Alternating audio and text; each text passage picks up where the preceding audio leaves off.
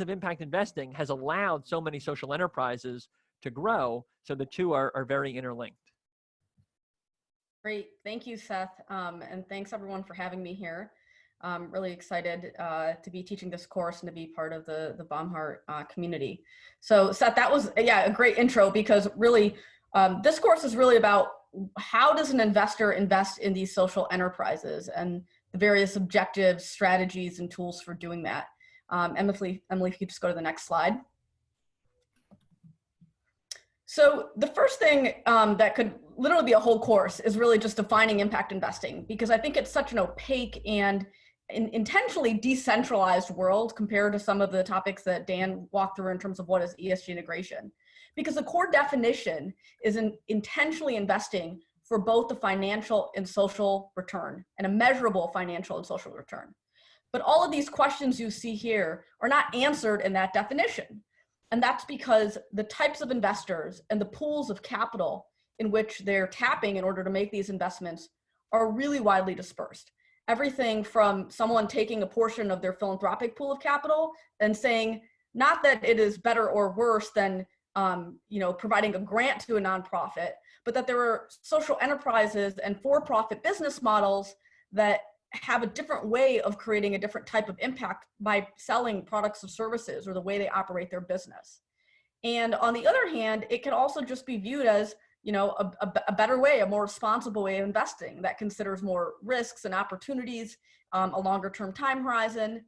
And so with that, you can have all sorts of different returns that are both striving for similar returns, better than average returns, intentionally below market returns. It can be applied across pretty much any asset class or security type. And the question about how do you measure this and how do you compare and contrast around different types of social impacts is definitely an area of the field that is very much emerging. So next slide, please. So in contrast to the idea that Dan mentioned of socially responsible investing around aligning your values and ESG integration, which is really looking at all of the ESG factors in any company, impact investors are really focused on creating a quantifiable contribution towards a social issue. And the consensus has started to come around the sustainable development goals that you see here, the 17, around what really counts as goals that across all societies and communities we can all agree will help society long term. And so most impact investors focus on one or more of these. But then the deeper question is, well, what does it mean to contribute towards gender equality or quality education?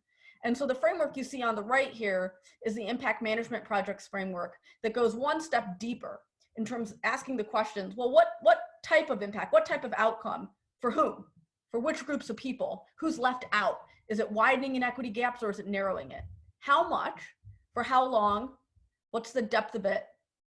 And what would have happened otherwise if this business and this investment had not taken place? And what are really the risks and the additional externalities that occur, and the risk to the social outcome that one takes on when they make this investment? So we will be touching on this in this class as well, and actively applying this framework. This is all relevant because the field of impact investing is much newer than SRI or ESG, and it's much smaller. Globally, it's only $500 billion asset under management, but it is growing very fast. We've seen an 80% growth rate over the last 3 years. It's growing at a clip of about 15% a year. New investors are coming in, not just foundations and family offices these days, but we're increasingly seeing endowments and pensions and other types of investors taking a role in this. It's relevant globally, not just to the US, not just to emerging markets. There are opportunities everywhere, but the bulk of the existing capital in terms of the investors is certainly coming from the US. Next slide. I also want to touch on the fact that a lot of people think about impact investing as just being angel investing or venture capital investing. But the truth is you can invest with this type of intentionality and strategy across any type of asset class. There's growth happening in all of these. And so for students who are interested in pursuing careers in asset management, private equity, real estate, really any segment of the investment world, impact investing is relevant and provides a really strong growth opportunity and a way for you to differentiate yourself and really create value in that industry. Next slide, please.